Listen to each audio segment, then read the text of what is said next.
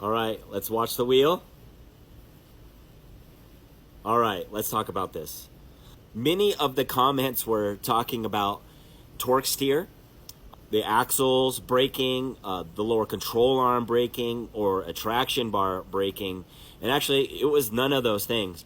So if we look closely, right there, the wheel does turn. And what makes it throw out of control is it hits the side of the dyno right there. It hits it completely out of control. So the driver claims that he was holding the wheel and didn't realize that it was walking like that. Well, we strapped the car on the dyno 3 more times, and come to find out it was just the way that we were strapping it on the dyno. In the next clip, we're at PFI speed, and we're using slicks again, and with it being properly strapped, we were able to make 500 wheel horsepower on this pass right here.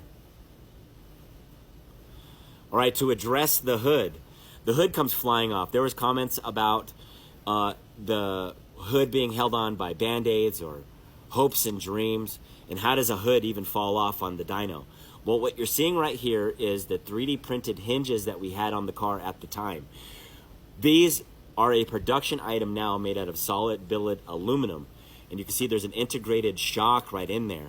Well, we had just finished prototyping this right here, and both sides had plastic hinges on them, which once we lost control, the hood flew off like you saw. But in the next clip, you'll see that the production part is readily available right here. It's at a solid aluminum. They're pretty tight, and you can find all that stuff on hushperformance.com. The audio clip comes from this one. We first saw this on Tosh.0. He was actually moving from this place to my town where I used to live and became close friends with many of my friends. And so I thought that the audio was perfect for the scenario. And many people actually thought that it was a female that was driving the car in the video.